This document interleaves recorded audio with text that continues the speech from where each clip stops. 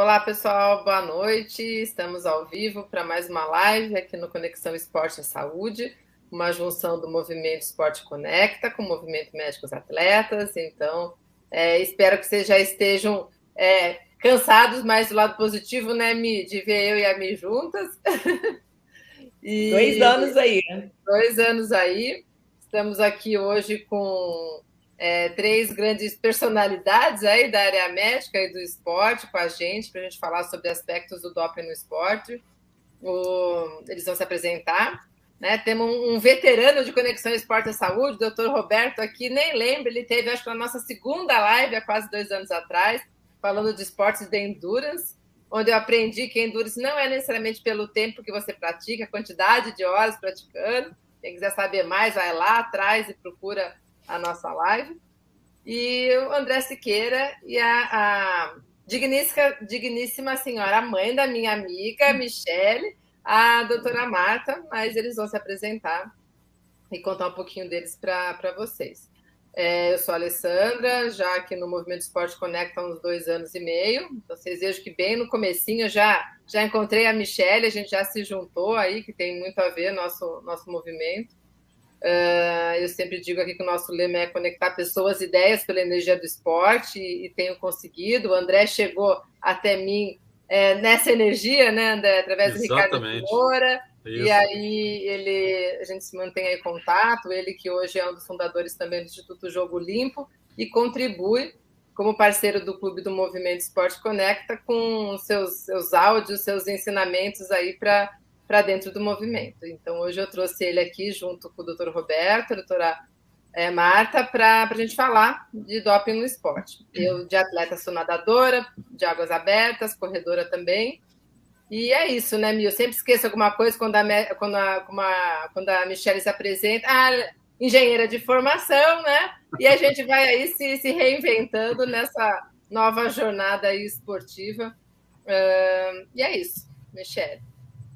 Boa noite, pessoal. Só consertando, aspectos do doping no esporte, apesar de estar escrita. Você falou só o doping no esporte, é um aspectos. Muito bem. Depois eles vão explicar por quê. Isso. E, bom, vocês também já estão, espero que já estejam cansados de escutar a nossa apresentação, mas a gente sempre repete. Eu sou Michele Ada Monteiro, o Ada bem sugestivo nessa temática, né, de hoje. E sou médica aqui do Rio de Janeiro, anestesista. Não sou médica do esporte, mas estou ficando apaixonada pela especialidade. E sou surfista, poliesportista, fundadora e idealizadora do Movimento Médicos Atletas. Estou mega feliz de ter chegado aqui da semana do Congresso Brasileiro de Medicina, Exercício e Esporte, onde tive o prazer de dividir o congresso com o Dr. Naon. E hoje eu acho que essa temática cai como uma luva já nessa inspiração aí. O Naon deve estar cheio de novidade aí para alguma coisa para contar para a gente. É uma temática tão importante, onde a gente vê muita falta de conhecimento e muito conteúdo errado no Instagram. Então, a gente vem aqui para trazer a informação correta com quem estuda sobre isso. E é uma honra ter essas 3 pessoas, esses 3 especialistas em suas áreas aqui no nosso bate-papo. Sejam bem-vindos. Bem-vindos. E, como eu sempre digo, né, deixar vocês em ponto grande para vocês se apresentarem. Então, Dona Marta, eu vou começar com você. Você se apresenta. É porque é a menina do grupo. Se você não quiser, a gente pega um dos dois aí, já são macaco velho de live. Eu sou franca, eu gostaria que eles começassem, mas como eu já vou no embalo da Michele, né? Porque a filha depois vem a mãe, então deixa eu me apresentar. Boa noite a todos. O meu nome é Marta Uada Baptista. Eu sou uma jurista já há muitos anos, tenho 40 anos de formada, e sou casada com um instrutor de golfe. por conta disso, em 2013, eu fui fazer faculdade de Educação Física junto com ele, me tornei professora de Educação Física, e, com isso, eu acabei me envolvendo com o direito desportivo de uma forma, pelo lado do direito, indo dar aula como uma professora assistente na UFRJ, junto com o professor Ângelo Vargas. Nesse contexto, eu comecei, junto com eles, a escrever, e o meu tema, acabei, por curiosidade, pelo meu sobrenome, que é japonês, eu escolhi o doping. E comecei a escrever capítulos, fiz palestras, e sempre muito o básico, né? Em 2013, eu entrei na faculdade, em 2015, não me lembro a data também, essas datas são meia loucas. Eu terminei em 4 anos a faculdade e fui, nesse período, trabalhando e fazendo, depois comecei a fazer o mestrado, quando apareceu uma vaga de auditora no Tribunal de Justiça Desportiva Antidoping em Brasília, era composto de 9 auditores, e toda vez que saía um, entrava outro. Então, eu acabei sendo, por questão do meu currículo, sendo indicada e fui eleita, e estou lá desde 2018. É muito prazer estar aqui. Hoje a minha prática é a auditora do Tribunal de Justiça Desportiva Antidoping. Obrigada. Esqueci André? Alguma coisa? Oi. Esqueci alguma coisa? Esqueceu, ao longo a gente vai perguntando, né, Michele? André, vou colocar você agora na tela grande.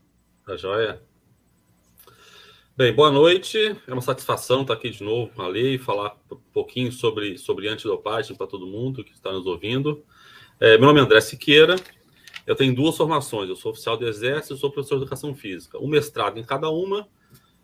Tenho a pós-graduação no COB de Gestão Esportiva, de Treinamento Esportivo na UFRJ. E agora, eu recentemente ingressei em doutorado para trabalhar especificamente com antidopagem. Em Portugal, o doutorado. Além disso, eu trabalhei em Bruxelas, na Bélgica, no Conselho Internacional do Esporte Militar, sendo gestor antidopagem do Conselho, né, com 136 países que são afiliados. Fui diretor técnico da ABCD, em 2019, 2020, tem pouco tempo isso aí. E fundei há pouco tempo o Instituto Jogo Limpo, que é voltado essencialmente para o esporte limpo, e em especial para educação antidopagem, que eu acho que é um tema muito pouco explorado, falado, comentado, e que há uma carência em torno disso aí. É isso.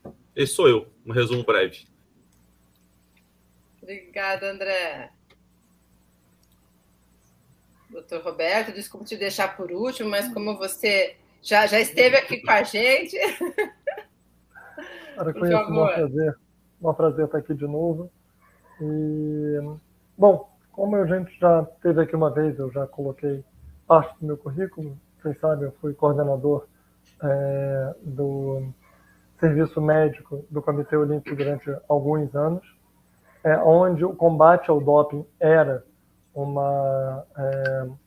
assunto em voga, mas especificamente sobre esse tema, minha história de doping, ou melhor, minha história de combate ao doping, é bem anterior. Eu fiz iniciação científica com o atual reitor da Universidade Federal Fluminense, onde eu me formei, e o professor Antônio Cláudio da Nóbrega. Ele trabalhava no controle, no combate ao doping. Então, na iniciação científica, a gente está falando de 1996, eu já o acompanhava. Na época não existia nem a UADA do jeito que ela muito menos a BCD. Eu já acompanhava nos controles, os controles eram feitos por federação. Eu fiz a formação como oficial de controle de doping lá atrás, pela CBAT, lá atrás, a início dos anos 2000. Em 2007, a gente fez um trabalho junto ao Comitê Olímpico e Comitê Organizador dos Jogos, chamado Rio Sem Doping, uma quantidade de, se não me engano, foram 50 palestras, desde atletas competitivos até a base. A gente tinha uma preocupação bastante grande com a base. Então, eram palestras educativas sobre isso. Isso foi de 2006 a 2008. Um projeto bem interessante que acabou, obviamente, acabando. Ele tinha a ver com o Rio 2007. E eu acabei me afastando um pouco do trabalho direto com doping, por outras atividades incluindo mestrado em clínica médica, doutorado em neurologia e toda a minha prática ligada à medicina do exercício do esporte. Mas, assim como a Michele falou, no congresso e em outras atividades acadêmicas e de educação, a gente se preocupa muito com isso.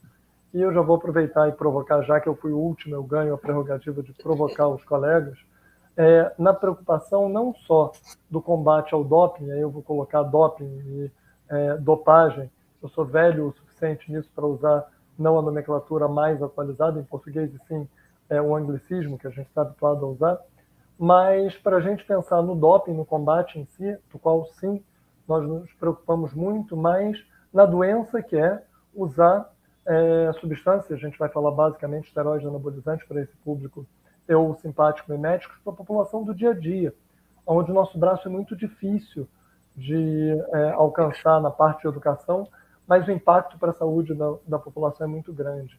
Então eu vou também puxar um pouquinho dessa conversa, não só o doping estrito, porque ele só existe no esporte, mas o doping lato sensu. Então, esse sou eu e essas são minhas inquietudes dentro desse tema. Tecla SAP, Ale. A Ale deve estar com ponto de interrogação, já até sei.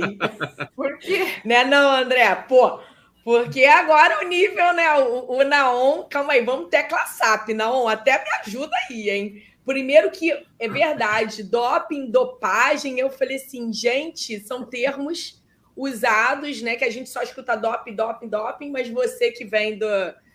Era usado dopagem, né? Não, era usado doping. O termo doping, correto né? em português Agora é dopagem. Não está errado, é só um anglicismo. Não tem por que usarmos anglicismos para isso, mas eu mais fiz um bullying com a minha idade, o meu tempo de voo nisso do que qualquer coisa, já que eu só tenho pessoas educadas aqui. Ninguém faria isso, então antes que alguém me corrija, por favor, faça-o até que eu aprenda. Mas foi isso, um pouco dessa brincadeira. Os termos se referem exatamente à mesma coisa, combate ou antidoping, combate ou antidopagem é basicamente a mesma coisa. E aproveitando até, só pegando os... eu estou escrevendo aqui, estou apagando toda hora, né? A AVADA é a Agência Mundial Antidopagem, certo? Certo. Então, para o pessoal saber que a gente usou esse termo aqui, Agência Mundial Antidopagem ou antidoping? Antidoping. Se for em inglês, antidoping. Se for em português, antidopagem. Vai ser doping, Eu tenho aqui até quando é que ela surgiu. Eu não sei se interessa para o... Eu anotei. Aproveita, fala aí.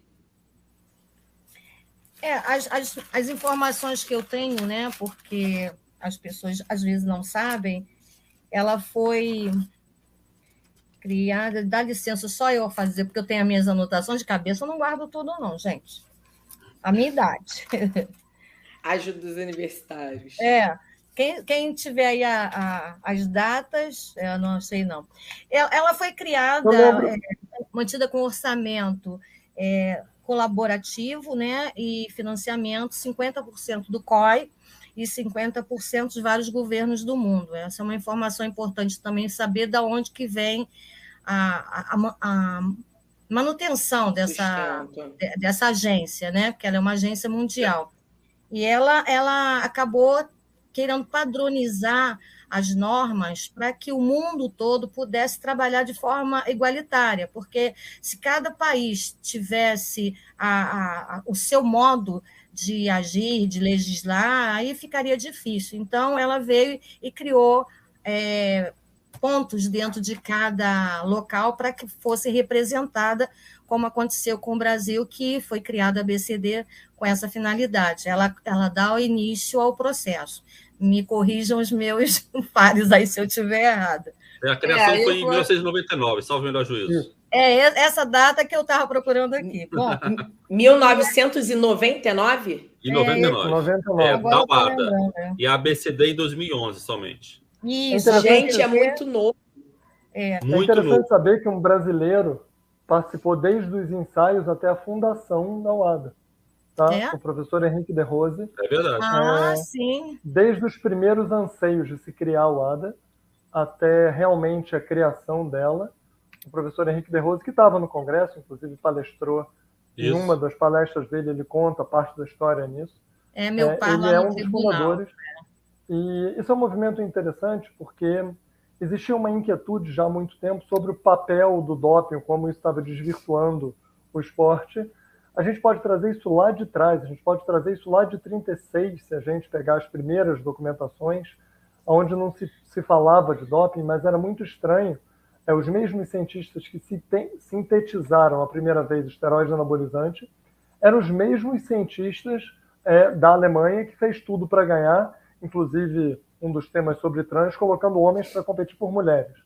Então a gente não tem essa documentação, mas existia uma inquietude científica muito clara sobre isso. Do pós-guerra imediato e outros problemas do esporte, até muitos anos, o que mais aconteceu era, claramente, se achava que alguma coisa estranha estava acontecendo em casos isolados.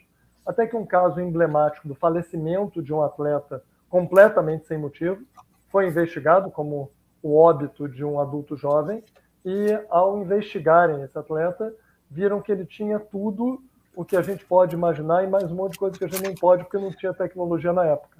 É basicamente isso. Era um adulto jovem, fizeram o toxicológico dele, ele tinha absolutamente tudo. E daí para frente, quando eu falo tudo, é muita coisa mesmo. Basicamente, ele deu positivo para tudo. E claramente ele estava morrendo de doping. Então, tanto a imagem do esporte como um todo, como a saúde, estavam começando a se abalar.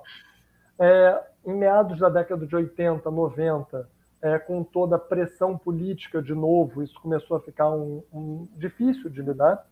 E lembrar que 92 é um divisor de águas para a quantidade de mídia em esporte. Tá? Então, 92 foi um divisor de águas muito importante nisso. Então, por um lado, sim, é legal ver alguém superar. Por outro, a chance de ver alguém morrer de novo ia acabar acontecendo. E como fazer isso? Então, as federações já existiam regras de doping, elas não eram unificadas, e nos jogos isso seria um problema. Então, a ideia de nascer regras unificadas para os jogos, dos quais as federações e os signatários teriam que seguir, foi essa. E aí, como fazer? Porque em alguns países isso é crime, não é crime. Em alguns países eu tenho um problema do que é estatal, o que não é estatal. Então, a decisão que é seguida até hoje é que 50% de qualquer agência, seja internacional, seja a nacional, metade de cunho político, e eu estou falando político sem nenhum pejorativo, é político do ponto de vista de ser o detentor da política local, e 50% é técnico, porque você não tem o problema nem de punir nos países que teria que ter punição, e alguns têm, alguns isso é crime, a gente pode citar daqui a pouco alguns, e aí você não diz, poxa, mas é uma agência paralela julgando alguma coisa que seja crime. Não tem problema, tem força de lei pelo braço político. Ah, mas é só político e não tem ninguém técnico, tem força técnica, porque 50% faz assim. Esse modelo é o vencedor até o momento. Fazendo um breve resumo, sim, a fundação foi em 99, já na virada para os Jogos de 2000, valendo as regras unificadas sobre essa visão. É muito recente, eu queria que o André até complementasse, vamos botar outra palavrinha aqui que vocês citaram, né? Que é o ABCD, tá certo aí? Só que a autoridade brasileira de controle de dopagem. Deixa eu arrumar aqui já. Vai falando então um pouquinho da ABCD e complementa aí o que eles trouxeram, André, por favor. A criação da ABCD aconteceu em 2011 por uma pressão do Comitê Olímpico Internacional, que o Brasil já tinha sediado o Pan-Americano sem autoridade antidopagem. Estava prestes a sediar uma Copa do Mundo, que é um esporte um evento de um esporte só, mas é um evento muito importante, sem nada à vista. E os Jogos Olímpicos chegaram em 2016, também sem nada previsto. E o COI vendo a situação, como assim? A WADA foi criada em 99. Os países todos se mexendo e procurando estabelecer uma autoridade, uma agência, um órgão que realmente tomasse conta do controle e da educação antidopagem no país. E o Brasil, na expectativa, vendo alguma coisa acontecer. E na minha opinião, inclusive, a criação da ABCD é dos maiores legados olímpicos que nós temos, se não o maior, que aconteceu antes dos Jogos, de fato, porque foi acontecido em 2011, mas eu tenho a impressão, posso estar equivocado, aliás, quero muito estar equivocado, que se não tivéssemos Jogos Olímpicos aqui no Brasil, talvez estivéssemos até hoje sem autoridade, sem controle, sem um órgão que dirigisse a educação, ou então o COB ia assumir, que nada contra, mas que eu acho vergonhoso ante o tamanho do Brasil. O Brasil não é um país qualquer, está entre as 15 maiores medalhistas. Em alguns esportes é o expoente absoluto, total, o futebol, o voleibol, por exemplo. Não é um país pobre, tem riqueza para isso, tem população para isso, tem ciência para isso. O que falta, então? Então foi criada a ABCD. Então, que ela foi criada em 2011, mas só se tornou realmente efetiva, começando a fazer controle e educação, em 2015. Ou seja, criou no papel 2011. Legal, papel bonito, aceita qualquer coisa. Se você colocar, ele aceita, né? Manda publicar de oficial. Publicou. Foi criada a Autoridade Brasileira de Controle de Dopagem. Para ela começar a funcionar, ainda foram 4 longos anos de colocar gente, estabelecer um quadro de funcionários, destacar orçamento. Lembrando que o Estado brasileiro é um Estado complicado. Quem fala que é simples é porque não conhece o Estado brasileiro. É um Estado complicado, com essa questão de verba e de recurso e de ter pessoal, é uma coisa absurdamente burocrática. Levou esse tempo todo. Ou seja, às vésperas, praticamente, dos jogos, é que a ABCD foi se tornar efetiva. Né? Passou por problemas, diria que até bem sérios, eu não me recordo agora se logo antes ou logo depois, com descredenciamento, por conta até uma questão do tribunal, porque o tribunal era descentralizado, então um atleta era pego com nandrolona, não sei, na natação pegava 2 anos, o outro atleta pego com nandrolona no atletismo pegava 6 meses. Sei lá, tô chutando aqui, não falando que era assim, tô chutando as datas, que não faz sentido nenhum. Então, se fez um tribunal só, que é fundamental para você estabelecer uma justiça, senão fica cada um acha uma coisa, né? E assim, eu acho que nos últimos anos a ABCD tem evoluído bastante a partir da criação do tribunal, e agora está se dedicando mais à educação, porque antes se dedicava muito ao controle. A educação está começando, eu diria, começando a ter algum protagonismo, que acho que ainda falta muito para a gente chegar num ponto razoável e satisfatório. Mas começamos, o que é um ótimo negócio. Né? Eu estou sem te ouvir, Alessandra. A Lê está sem som. Estou fechando, estou deixando a janela aberta para calor aqui. Mas acho que foi bacana essa introdução, né, para a gente se situar no que existe no Brasil e no mundo. A gente viu que é bem recente e quanta coisa tem aí de informação que falta para nós, como atletas amadores, mesmo para os profissionais. Eu tenho conversado aí periodicamente com o André sobre isso. E até sobre, eu não sei, Mia, você sabe porque a gente se marcou nas postagens, mas eu descobri através do Instituto Jogo Limpo da lista mundial, né? Que tem a lista proibida que tem todo ano. Então, eu queria que vocês falassem um pouquinho dessa lista.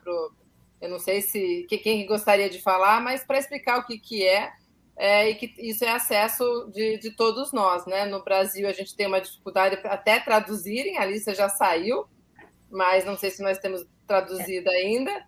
Ainda não, mas daqui a pouquinho. A gente pode até, depois da live, colocar nos stories o link direto. No Congresso, eles colocaram o QR Code, né? Então, é um acesso a todo mundo, né? Algo que não pode falar que não sabe também, né? Eu não vou falar sobre a substância, porque eu acho que eles estão mais bem preparados do que eu, mas eu queria fazer uma observação com relação em 2018, a UADA, ela promoveu um congresso aqui no Rio, e a qual eu fui convidada, estava recém-empossada no tribunal, e eu tive, assim, uma surpresa, porque vieram todos os países da América do Sul, praticamente, que têm o doping, né, antidoping lá nos países dele. E o que foi colocado é que o Brasil era o único que estava com uma estrutura que, como o André falou, mesmo não estamos ainda no ápice do programa de antidopagem, mas os países da América do Sul estavam muito mais iniciantes, precários, porque não tinham tribunal, eles não tinham a autoridade deles, que eu não sei até que seria o mesmo nome, ou outro nome, que mudaria só o brasileiro, mas eles não tinham a estrutura. E a OAD, quando ela fez esse congresso, ela tentou reunir os outros países e o Brasil como uma peça forte para servir de exemplo, e muitas dúvidas eles tiravam com a gente. Eu até estava recém entrando, eu estava mais querendo aprender tanto quanto eles, mas eu acho importante falar esse progresso, desse legado que todas essas pessoas que vêm passando, entram e saem, porque eles vêm ao longo lutando, porque nós fazemos um trabalho voluntário. Não existe, pelo menos lá no tribunal, nós somos todos voluntários. Então, o que nós estamos dando é a parte do nosso conhecimento, do nosso trabalho, do nosso tempo, para que toda essa máquina funcione, né? E quando eu entrei em 2018 para hoje, existe uma diferença absurda. Nós crescemos muito, sabemos que tem ainda uma estrada longa, mas cada dia que passa as coisas vão ficando mais sólidas, e como a ABCD é uma autoridade em que, dentre as atribuições, é também a informar os jovens, orientar, fazer cursos, palestra, educar, né, que é o termo que se usa, né, André, lá na Isso, ABCD? educar. Fazer a educação, isso. Então, isso tem acontecido, porque quando eu comecei lá no tribunal, as pessoas diziam, eu não tive curso de antidoping. Hoje, quase ninguém fala, porque eles estão tendo acesso. A mídia, a internet, ela proporciona tudo isso. Até eles mesmos, já teve atleta de dizer que quando eles, antes de comprar um remédio, vão lá no site da ABCD ver na lista de substâncias proibidas. E isso é uma evolução muito boa, positiva, né? Então, só quis fazer esse link da questão temporal. Daquela época para hoje, o que o André falou tem toda a propriedade. Eu acho que, puxando o gancho da fala do André, com a sua, Marta, é muito importante o papel do Brasil, e a gente vai destacar na América do Sul. E a gente falou, o André citou o resultado olímpico, mas já que a gente está falando de educação antidopagem, e o ADA e a ABCD, vale a pena lembrar que o Paralímpico segue as mesmas regras. Isso é fundamental, a gente está falando de educação. Então, se um indivíduo ele é atleta paralímpico, ele não tem direitos diferentes de um atleta não paralímpico, ele vai ter que seguir as mesmas linhas. Eu preciso usar um remédio, ok, tem que seguir esse remédio proibido, ok, peça isenção de uso terapêutico, então esse é um outro termo, a gente usa TUI, acaba mais uma vez usando o anglicismo, mas isenção de uso terapêutico é o jeito... mas só para a gente ficar familiarizado com os termos, não que eu prefiro os termos em inglês, mas a gente tem que saber do que a gente está falando de uma maneira geral, mas sim, nós somos expoentes, nossos resultados no desporto paralímpico desproporcionalmente melhor. Nós somos top 5, top 8, top 10 sempre. Então, isso faz com que... E nós somos top 1 na América do Sul, sem comparação. Tá? Então, a gente tem um pouco também dessa obrigação. Então, ser primeiro traz algumas obrigações, e é uma obrigação que eu concordo, estamos fazendo cada vez melhor. Mas eu acho que a pergunta foi em direção à lista. E a lista é um ponto interessante. A lista atual tem em português, tem no site da ABCD, e é completamente disponível, revisada, re-revisada, e está completamente disponível para consulta. A lista do próximo ano, que ainda não está em vigor, não está disponível, o que isso não é um problema. O que sai inicialmente, o que vai ser a lista, então ela sai como provavelmente, ou muito provavelmente vai ser isso, sai em meados de setembro, finalzinho de setembro, o que dá a chance de alguma crítica pelo mundo ser feita a ela, ainda não é totalmente validada, ela é validada neste meio tempo, ela vale a partir de 1º de janeiro do outro ano. Isso. A ABCD tem feito nos últimos anos essa tradução e revisão da lista, e não lembro qual foi a última vez que não temos a lista em português disponível pela ABCD. Mas isso é uma coisa curiosa, a gente está falando de educação. eu tenho um erro na lista em português. E eu usei isso como motivo para qualquer coisa, está escrito na regra, que no próprio site da UADA, se tiver uma discordância do inglês para qualquer um dos idiomas, tá? Mas francês é um idioma oficial do movimento olímpico, mas espanhol é o idioma oficial do movimento paralímpico, está escrito que se tiver divergência, vale o inglês. Então, principalmente para os profissionais, eu acredito que não há motivo de um profissional da área não saber inglês. A fonte de pesquisa é a lista original em inglês, tem que ser. O que é diferente para a população geral, que tem que se informar e não está aqui para deixar de tomar remédio. Tá? Ser atleta não é um fardo. O atleta tem que se tratar. A gente não quer nem quem use dolosamente, nem quem use sem querer, o que é pior ainda. Porque a lei terá que ser precisa em qualquer um dos casos. Mas, para os profissionais, com certeza, a pesquisa da lista em inglês é o que todos que seguem isso num nível alto recomendam, por favor, para evitar qualquer problema. Deixa eu só fazer uma adendo, porque enquanto vocês estavam falando, eu já achei aqui que a ABCD já traduziu, eu botei no link do comentário, então 2023 já está traduzida. Ah, já? Ótimo, que bom. Eu fucei aqui no site, já coloquei, eu tinha colocado até do Instituto Jogo Limpo de 2022, aí eu fucei da ABCD e eles já traduziram 2023, então tá o link aí nos comentários, o pessoal depois pode acessar também de forma mais fácil. Desculpa, André, que cortei. Pegar só um gancho no que o Dr. Roberto falou, ressaltar o seguinte, isso vale, a questão do português e inglês vale não só para a lista, mas para toda a legislação que sai pela UADA. Tudo, teve dúvida, vale o inglês, né? Ou seja, foi algum problema de tradução. Então, o Código Mundial Antidopagem e o Código Brasileiro, o que vale é o Código Mundial, que se tiver alguma, por acaso, desavença. Uma outra coisa que eu acho interessante, que o Dr. Roberto falou, é a liderança do Brasil na América Latina, / do Sul. Acho vital, fundamental e importante, porque nós somos a nação mais desenvolvida. Nós somos a maior potência econômica. Mas aí eu ressalto que isso deve, especial na educação antidopagem, isso deve acontecer não só na América do Sul, mas nos países de língua portuguesa. Porque, veja bem, você educar e informar em português uma população que fala português é muito mais fácil do que você querer fazer isso com inglês. Então, há pouco tempo atrás, a totalidade, grande parte da legislação antidopagem só existia em inglês. Poxa, se eu quero tornar o acesso à informação e a partir daí fazer uma educação, é fundamental que eu passe isso a português. Porque o atleta brasileiro, ok, muitos falam inglês, mas muitos não falam nada. Falam nada. Nem português.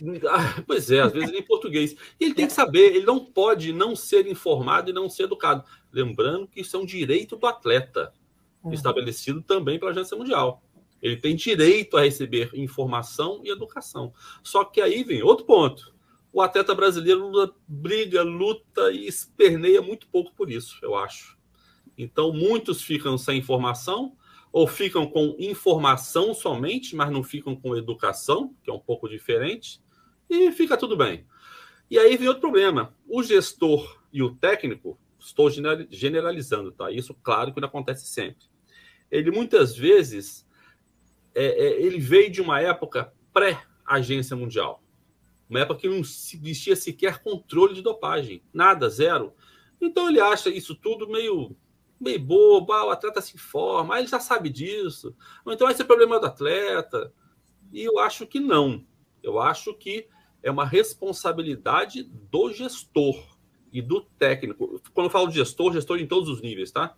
Para mim, começa, talvez, no técnico e termina no presidente da confederação, passa pela federação, passa pelo clube, passa por todo mundo. Não há uma preocupação em relação a isso aí. Então, o que acontece? O clube, a federação e a confederação gastaram com passagem, gastaram com técnico, gastaram com uma sala de musculação, gastou com o aquecimento da piscina, com um tatame novo, com equipamento de fisioterapia, pagou uma porção de profissional, e o cara tomou um suplemento contaminado, foi pego e jogou todo aquele dinheiro pela janela. Por quê? Porque ele não sabia, ele não tinha informação, não foi educado. Olha só que contrassenso. Quem tem carro não sei onde cada um mora, mas aqui no Rio onde eu moro, quem tem carro normalmente tem seguro do carro. E ficar sem seguro é um risco que... Será que vale a pena correr? Muito parecido, fazendo um paralelo meio bobo, talvez. Né? Mas olha só, então eu não estou dando garantia nenhuma que esse investimento que eu estou dando no meu atleta, que eu... Claro, a educação garante que o atleta nunca seja pego? Não garante. Mas pelo menos dá as ferramentas necessárias para isso. Coisa que acontece, do meu ponto de vista, muito pouco no Brasil ainda. Existe alguma informação. Educação, muito pouca, infelizmente. Mi, acho que você ia fazer uma pergunta, né? Então, eu ia fazer sobre a lista, mas como o André entrou nessa temática, alguém... Não, sem problema, porque são curiosidades. Alguém quer aproveitar o gancho do André? Que aí a minha pergunta é curiosidade, eu ia fazer para o Naum depois. Tem um gancho do André que é importante, que eu volto nisso. Quem quer dolosamente usar doping tem todo o acesso à informação e faz um monte de coisa errada.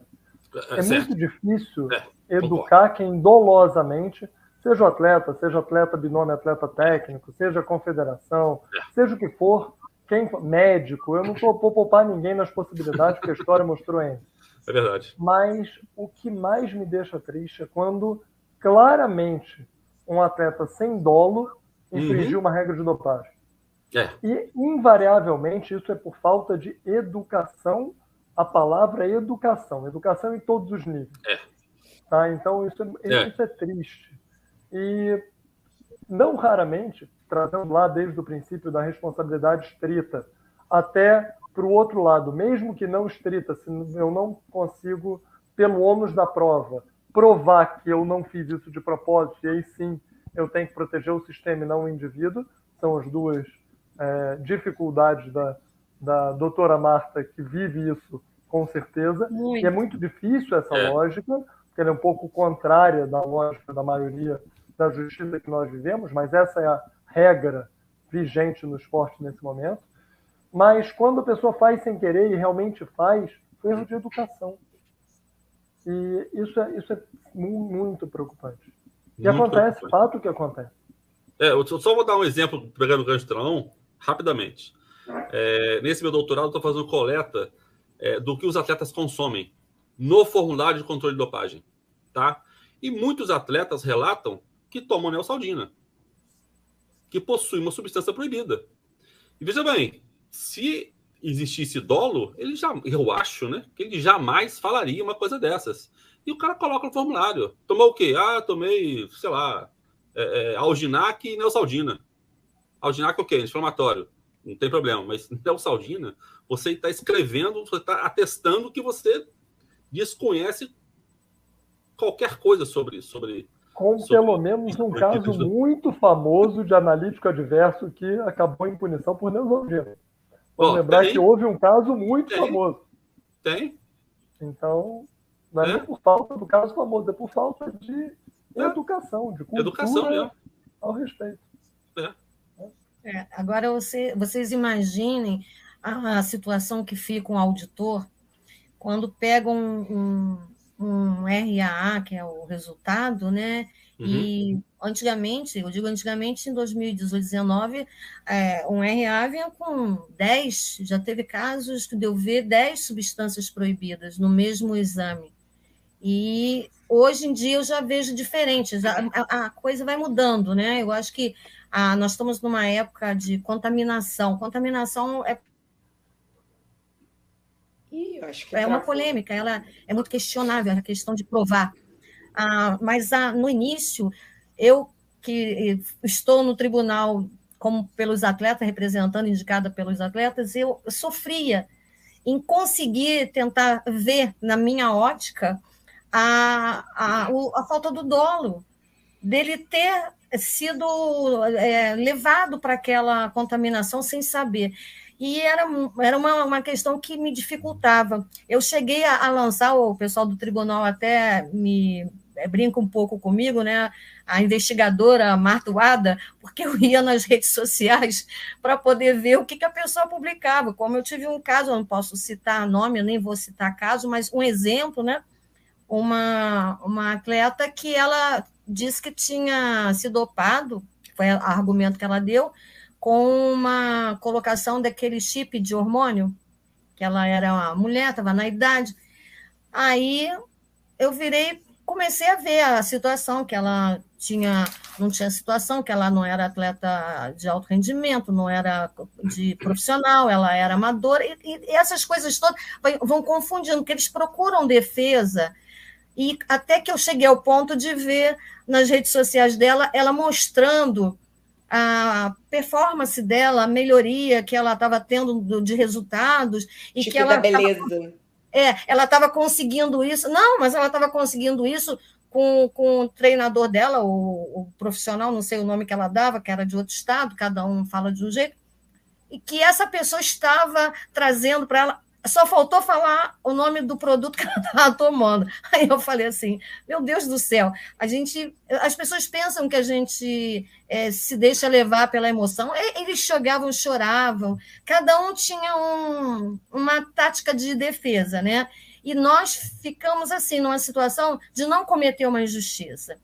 Como o Roberto falou, é difícil você julgar pela quantidade de tantos nanogramas, pelas substâncias, quantidade de substância, e nesse mundo, nesse universo, você dá uma dosimetria para uma pessoa que ela realmente é ou não é inocente naquele resultado.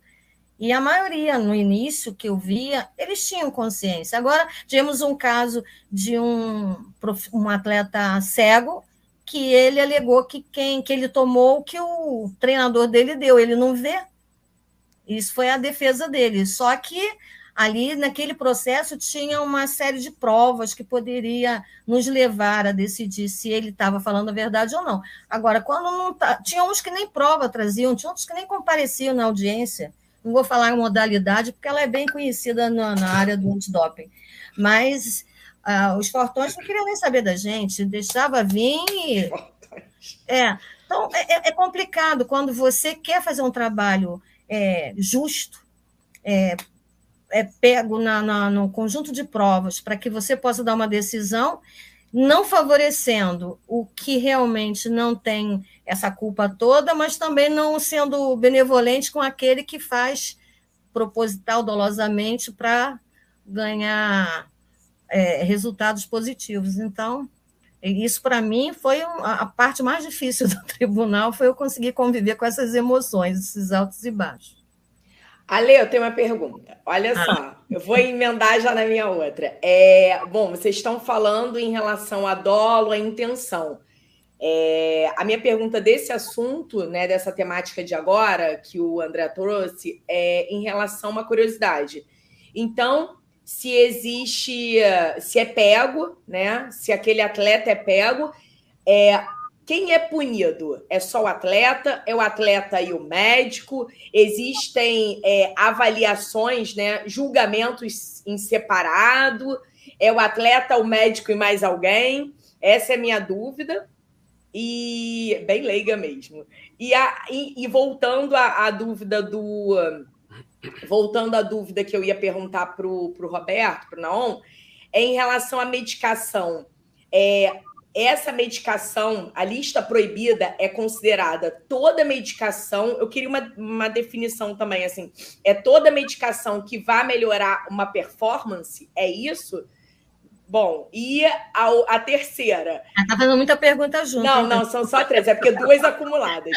Melhor uma. E a terceira é em relação à lista também. Quantas substâncias existem hoje, né, na lista atualizada? Vocês sabem? Mais ou menos. Só eu nunca contei. Eu também não conto, não. Um monte. Eu vou brincar exatamente assim. Quantas? Muitas. E fazendo uma referência a uma série geek, realmente muitas. Vamos lá. As substâncias são divididas por classes, o que facilita muito para um profissional suspeitar se uma substância está ou não na lista, para ele começar a entender. Então, quando eu falo de estimulantes, que é uma das classes, ou hormônio, que é outra das classes, se eu vou prescrever um hormônio, a chance do hormônio C é muito grande. Então, tem que ter mais atenção. Não existe uma classe de anti-inflamatórios não esteroidal. Tá? A propósito, nenhum é doping. Isso não quer dizer que eu recomende atletas usarem essa lista de medicação. O que é um detalhe importante. Eu posso ter uma medicação que é um bom tratamento e ela estar na lista de substâncias proibidas, e uma medicação que não tem um efeito, ela não está. Efeito para tratamento é uma coisa, a lista é outra. Que te remete à sua primeira pergunta, ou a segunda eu já me perdi. A teoria diz que 2 dos 3 princípios têm que ter uma substância para que ela entre na lista proibida. Ferir o espírito olímpico, aumentar o risco à saúde ou ter ganho da performance. Isso é o que diz a regra ou a base da regra. Isso. Temos exceções infinitas. Assim como a lista é grande, se eu ficar aqui dizendo que a substância tal devia estar e não está, a substância tal não está e devia estar, ou seja o que for, a gente vai ficar falando de farmaco, o que é uma discussão pertinente. Mas vou dizer exatamente como eu falo para meus alunos médicos. Regra é regra. Se uma substância está lá, ela não pode ser usada. E acabou. Ah, mas não tem lógica. Alguém, por favor, me explique a lógica da contagem do tênis, ou da distância da maratona, ou do tamanho do gol do futebol. Se alguém me explicar a lógica de cada um desses, a altura da cesta, regra é regra. Esporte é um fenômeno social que definiu uma regra para aquele evento. Ponto.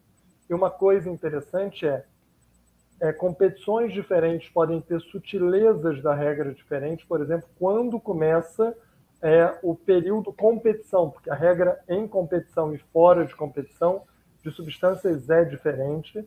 Um outro termo, substâncias têm washout. Não briguem comigo, eu acabo usando o anglicismo, mas washout quer dizer o tempo que eu tomo uma substância, ela desaparece do organismo. Isso é fundamental para uma substância que não é proibida fora de competição, mas é dentro de competição. Então, eu deveria, salvo emergência, do qual eu tenho que pedir antes, ser liberado e usar depois, usar essas substâncias que ainda tenham efeito durante a competição. Então, eu tenho que saber esse prazo. Exemplos, uma competição pode ser considerada em competição quando abre a vila, ou uma outra competição pode ser considerada 24 horas antes do que abre a competição. E é responsabilidade de todos os profissionais na área saberem isso. Isso vai na regra. Toda regra de competição tem a regra. E o antidoping do boxe profissional americano. Temos brasileiros lá. É diferente a lista do que a gente está usando. Se eu sou médico do atleta que está lá nos Estados Unidos participando do boxe, a gente tem que combater o uso de doping por ex-atleta e saber que a regra lá é diferente. É obrigação do médico. Respondendo sua última pergunta, quem pode ser responsabilizado? Toda a cadeia de responsabilidade sobre isso. Perfeito. O atleta, o massagista, o médico. Temos alguns médicos suspensos. Alguns, a lista é pública. Tem treinador suspenso também.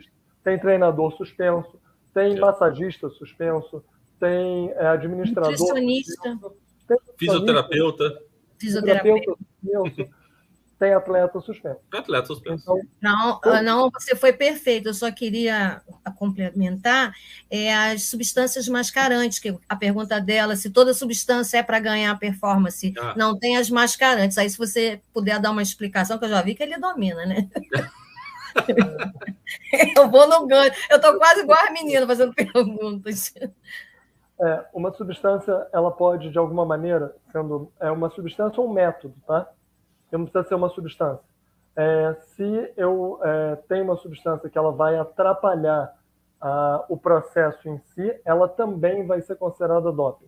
Vou pegar o mais simples e o mais clássico deles, que é o diurético, tá? Muitas das substâncias são medidas por concentração. Então, se eu estou colocando mais líquido nesta concentração, eu estou diminuindo essa concentração. Então, os diuréticos, classicamente, são as primeiras grandes substâncias para isso. Existem outras substâncias que podem atrapalhar a filtração de uma ou outra terceira substância. Elas também são substâncias mascarantes. O que é um método proibido sob esse ponto de vista de mascarante? Imagina que eu injetasse água na minha bexiga antes de fazer o exame. O simples fato de eu fazer isso fere a regra de combate ao doping.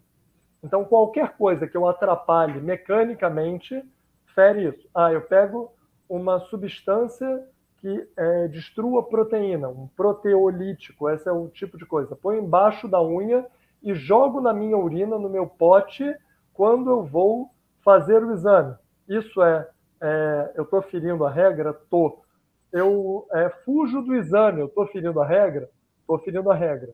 Eu ponho uma bexiga, eu sou carioca, mas eu já estou exilado em São Paulo há alguns anos, então, exilado é ótimo. Moringa, balão, o nome que você queira, você põe isso, imagina uma mulher que possa introduzir com urina de outra pessoa e fazer um furo para cair urina de outra pessoa. Isso é infração à regra?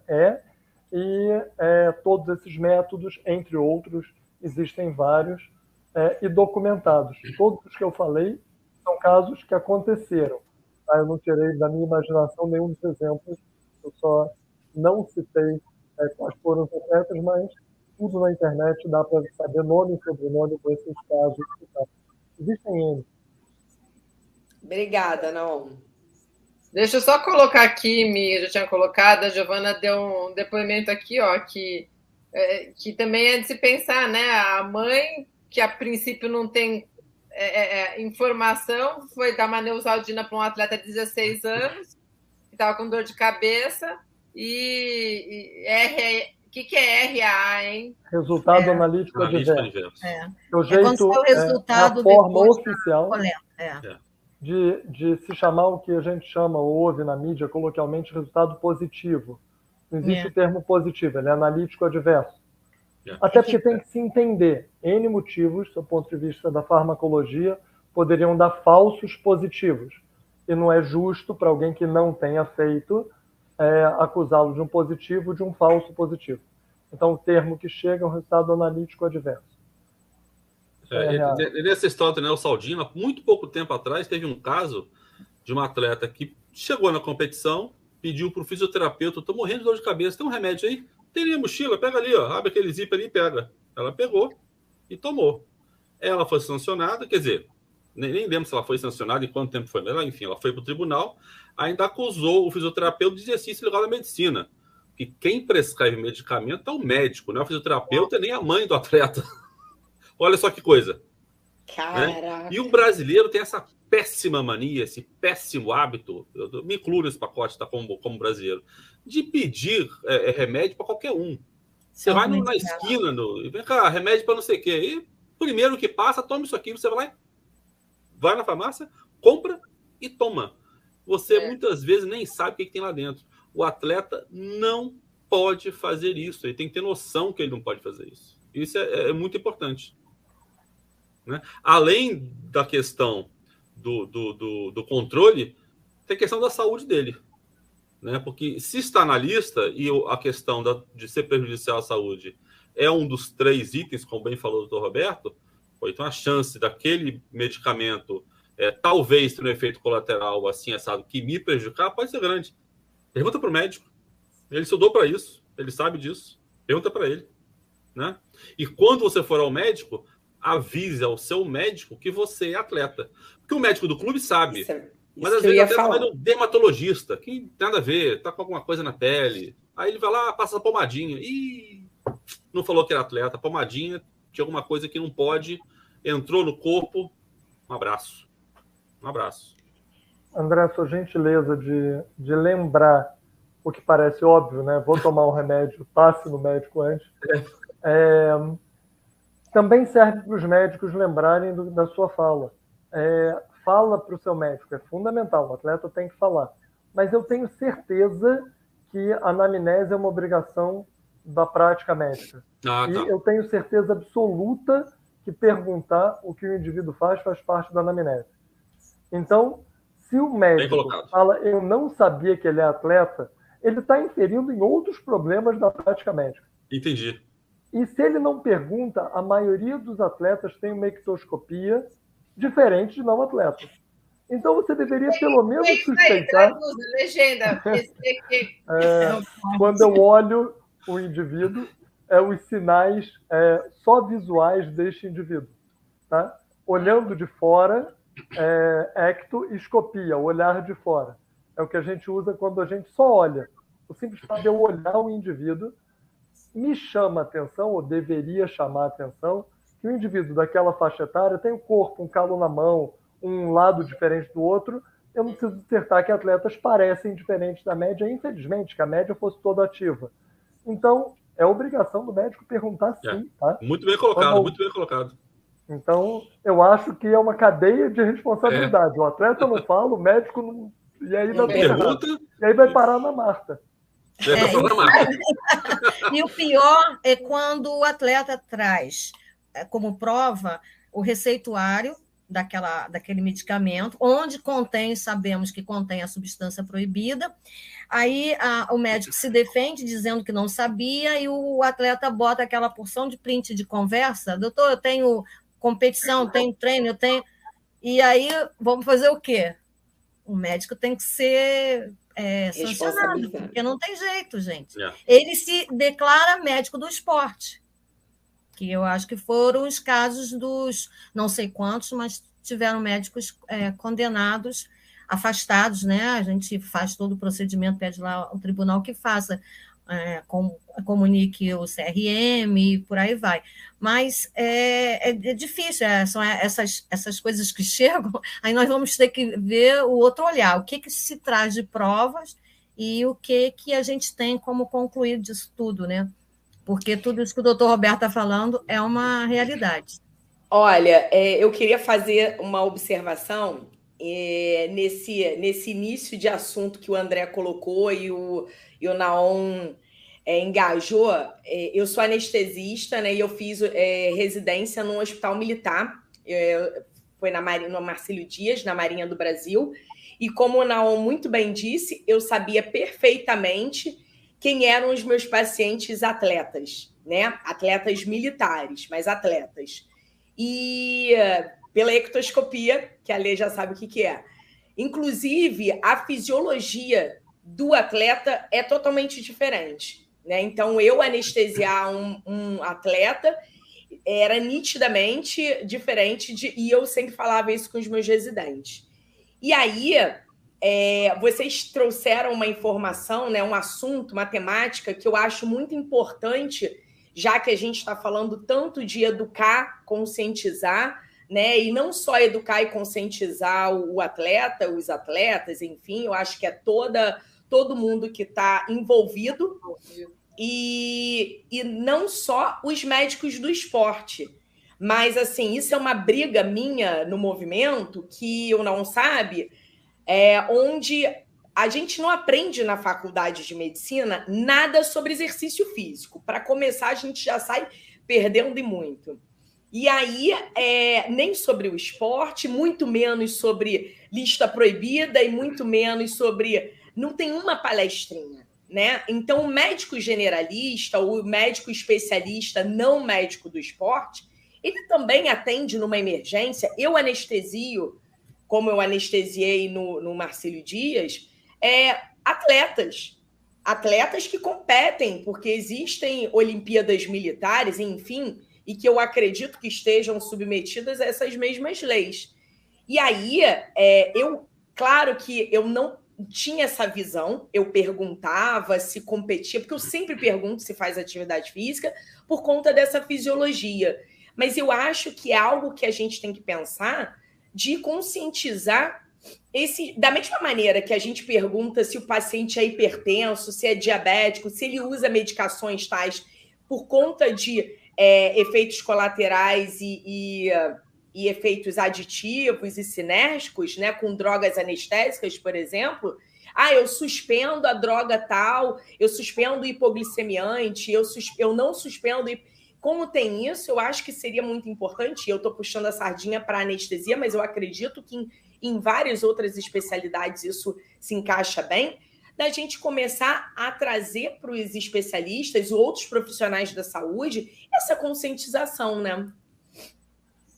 Eu acho fundamental, e aí eu faço o gancho lá na primeira colocação que o doutor Roberto falou. A questão da dopagem hoje é uma questão até de saúde pública, porque você vai na academia, a quantidade de gente que usa esteroide anabólico prescrito por médico, ou pelo vizinho, ou pelo amigo, ou pelo cachorro, sei lá, é enorme. Fora os suplementos contaminados que eles tomam. Então, assim, tá uma coisa terrível. E os malefícios do esteroide anabólico especial para a saúde são uma coisa devastadora. A mortalidade é 4 vezes maior, tem artigo falando isso. O doutor Roberto deve saber disso muito melhor do que eu, né? Mas é uma coisa terrível, e aí não é só o atleta aquele que compete, é aquele que vai para a academia malhar também. Né? Que está achando que está ficando com um corpo bacana, tem muito uma questão de estética nisso tudo, acho que diria boa parte é estética. Tá bom, mas ele está pegando uma doença cardíaca e está levando um câncer também de rebarba. Olha que legal, olha que maravilha. Então isso é saúde agora? É isso? Que ele pensa que é saúde, vai para a academia, malha um pouquinho, toma a bomba e pronto, estou saudável? Acho que ele tem que rever os conceitos. E esses conceitos são influenciados pela sociedade e por alguns médicos que sim, e outros profissionais de saúde, que sim, infelizmente, fazem a prescrição. Saiu, vocês devem saber agora há pouco, inclusive, um posicionamento da Sociedade Brasileira de Medicina e Esporte, falando exatamente sobre isso. Achei muito pertinente e interessante, aliás. Coisa de uma semana atrás, eu acho. Não tem, sei se tem isso, né? André, você trouxe uma questão importante, que por trás desse indivíduo que está fazendo abuso de substância, que isso é um tipo de abuso de substância, sim, a gente tem vigorexia, que é negligenciada enquanto diagnóstico, tá? E risco de suicídio. Outros, apesar de vigorexia, não é o oposto de anorexia, tá? A vigorexia está dentro de transtornos obsessivos compulsivos, mas mesmo que não seja o oposto, a gente se preocupa muito, sabe muito de anorexia, e simplesmente porque alguém está malhando e isso está ficando com um corpo bonito, se negligencia a possibilidade de ter uma doença psiquiátrica com toda complicação aí atrás. E se alimenta isso. Tá? Ninguém fala para um indivíduo com anorexia, come menos, que esse é um caminho. E para o indivíduo com vigorexia, tudo bem, legal que você está ficando forte, ficando... Isso não faz nenhum sentido. Que loucura, né? Não faz nenhum sentido. Michele, é verdade. Poucas universidades têm matéria na graduação de medicina do exercício do esporte. Eu tenho o prazer de dar aula na matéria letiva de uma universidade, que inclusive foi o que me motivou a estudar na UF há 6 meses atrás, mais ou menos. Acho que tem 6 meses. Mas a gente também tem muito pouco de oftalmo, não tem? Tem. Tem muito pouco de oftalmo. Então, se você passa um relaxante muscular para um paciente que tenha glaucoma e você não lembra se pode ser de canto aberto ou canto fechado. Só para vocês terem ideia, um deles você pode perder a visão do indivíduo. Desculpa não ter passado. Desculpa não ter passado por oftalmo? Se ele perdeu a visão, a responsabilidade é sua enquanto médica? Relaxante muscular é uma coisa que a senhora usa. Ortopedistas usam, nós usamos ciclobenzaprina. Ciclobenzaprina, se eu não souber qual dos dois passar, tem uma grande chance do indivíduo ficar cego. Eu posso no CRM dizer, não, mas eu não tive aula de oftalmo? Posso dizer o que eu quiser, eu vou ser responsabilizado igual. O que eu vou dizer é um problema meu. Então, não tive aula de uma especialidade médica do qual o indivíduo trabalha, eu não estou falando do que a gente citou aqui, do problema de saúde pública. Estou falando de esporte, do qual, na maioria das vezes, esse indivíduo é a fonte de renda dele. Tá? O esporte no Brasil é remunerado direto e indiretamente de várias formas. Não cabe. E se eu não sei, eu não estou lidando na emergência. Estou lidando no consultório. Na maioria das vezes, quando eu tenho infração sobre as regras, a utilização de substâncias, sobre as regras de doping em emergência, elas são bem documentadas para salvar o indivíduo. E nesse caso, se o médico podia ter escolhido a substância A em relação à substância B, quando é uma emergência clara, fruto de uma internação clara, a chance disso acabar em sanção é muito menor. A maioria dos casos acontece em consultório. A maioria dos casos acontece em academia, do técnico dar alguma coisa, tomar porque eu estou com dor de cabeça. É muito mais complexo do que o seu cenário anestesiando alguns pacientes. É verdade. Então, verdade. Eu não consigo entender, enquanto educador médico, esse tipo de argumento. Não consigo mesmo. Tá? Assim como não consigo entender um atleta fazer uso de automedicação. Isso é um absurdo. Não, você não consegue porque não tem explicação. É simples assim. Você não consegue porque não tem como entender e não tem explicação. Não há como explicar isso, uma coisa dessa. Olha, pessoal, estamos já com 1h04 de live. Vamos partindo aqui para o encerramento. É muito gostoso a gente, quando começa a aprender e relembrar. André, eu ouvindo você e os colegas falarem aqui, lembrei muitas coisas que você, em pílulas, foi colocando, né, dentro do Movimento Esporte Conecta. Então, eu fico feliz aí de a gente conseguir trazer a parte médica e a doutora Marta aí também para dar os exemplos, né, do que acontece na realidade ali, o pessoal querendo se justificar, mas eu acho que o que importa, né, Michele, para quem está aqui nos assistindo, quem vai nos assistir depois, pegar isso como o fio da meada e ir atrás de mais informação e terem ouvido da doutora Marta, do André, do Roberto, que é real, que acontece e que não é brincadeira, né? Então, por mais que as grandes mídias não mostrem isso, só mostram quando aquele super atleta ou nas Olimpíadas acontece isso, aquilo. O André até gravou, acho que um episódio do podcast para mim na época com aquela atleta russa, né, André? Foi isso mesmo. Que foi pega no doping. Enfim, nesses casos que aparecem, mas não é só aí que dá problema, né?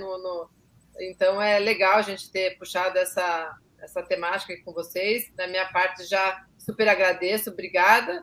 E deixo com vocês aí para a palavrinha final. Mi. Não, já falou tudo. Eu também, assim, é algo que é uma temática que, como eu falei no início, é muito importante e a gente está sempre aprendendo. Eu estou aqui também para tirar as dúvidas e trazer os questionamentos, mas eu agradeço o convite aceito de vocês, essa doação de tempo, porque é uma informação que fica gravada e a gente compartilha ela, então eu uso muito essas lives que eu faço, tanto com a Lê quanto as do movimento. Quando alguém me pergunta qualquer coisa, é muito... eu queria saber sobre tal assunto, eu pego e já coloco a live exatamente como a Lê falou, como um início de muita coisa, e também o início de matemática e a quem procurar, porque aí vê o Naon, vê o André, né, vê a minha mãe.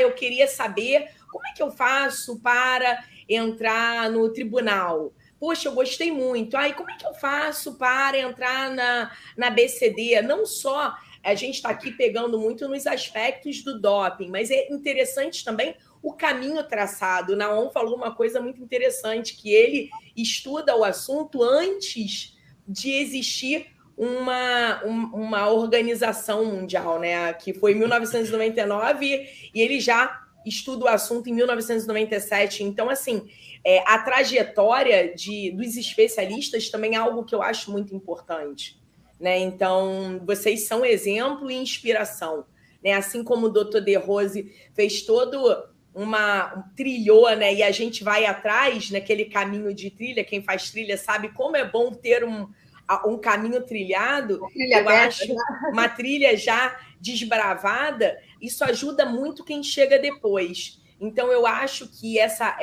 esses bate-papos são muito enriquecedores. E agradeço aí a presença de vocês. Dona Marta, então encerra você da sua parte, depois eles falam.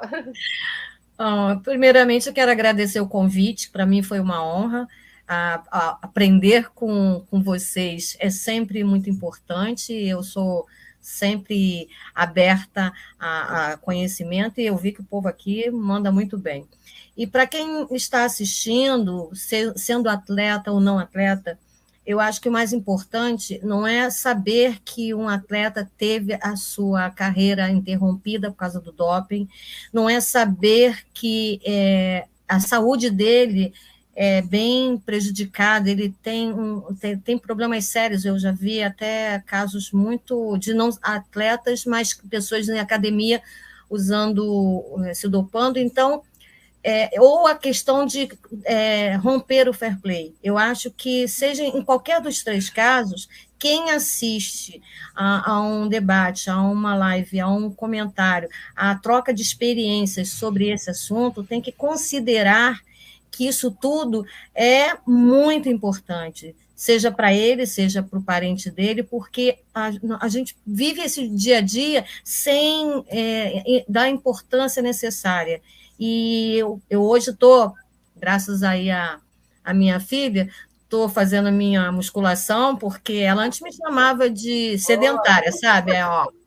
Não aguentei, não, mas estou confessando. Mas eu era aquela pessoa que trabalhava direto, só computador, audiência, e não estou nem aí para academia, até que a coisa veio cobrando o organismo, o físico, tudo vai acontecendo. Então, eu falo mesmo, a gente vive esse dia a dia, não adiantava você falar, você tem que sentir. Então, eu acho que nem todos precisam passar para saber o quanto é prejudicial. Como eu falei, seja em qualquer uma das 3 áreas, e agradeço muito o convite e estou à disposição. Agora, podia chamar o doutor De Rose, hein? Pompei, foi muito sugado no Congresso. Está descansando agora. Deixar ele descansando. Vamos seguir a ordem, então, André. Queria agradecer a oportunidade, Alessandra e Michele, agradecer às anfitriãs em especial, a vocês duas, né, que nos receberam aqui, aos outros do painel, a doutora Marta, o doutor Roberto, foi enriquecedor, adquiri bastante conhecimento, espero que tenha passado um pouquinho de conhecimento, porque conhecimento que não se compartilha serve para muito pouco ou quase nada, só para ocupar a cabeça e deu para ir, né? E é muito importante, bom a gente falar sobre o tema, porque é um problema para o atleta, é um problema de saúde pública, é um problema para o gestor, para o técnico, para o médico. Não falar do problema não vai resolver o problema. Acho que é pior ainda. A tendência é que o problema continue pairando. Então é importante que a gente atinja a maior quantidade de pessoas, que se fale sobre o assunto, se fale sobre os perigos e de como tentar resolver, pelo menos, ou como minimizar. Resolver 100% eu acho que é uma coisa... uma utopia. Utopia seria lindo, mas é difícil, é difícil. Mas é isso, eu acho que foi um bate-papo muito, muito produtivo. Bastante legal, só tenho a agradecer por isso. Que bom, obrigada, André. E, doutor Roberto, encerre nossa live, por favor. Bom, mais uma vez agradecer, eu acho que a oportunidade da gente falar desse tema abertamente. Isso é educação, é isso que a gente está aqui, é isso com certeza todos nós doamos nosso tempo. Tá? Esse tempo é voluntário, ninguém trabalha com o doping. Você doa o seu tempo para combater a dopagem. Então isso quase que se define. E não tem mais, depois do encerramento feito pelos meus colegas, não tem mais para colocar além disso. A não se agradecer a oportunidade da gente estar aqui para discutir, para mostrar que a gente não sabe tudo a respeito, não dá para saber, mas qual o caminho que a gente segue quando a gente tem dúvida. Então, uma das perguntas tem a ver com isso. Qual é a substância? Não sei. É ali que eu vou procurar.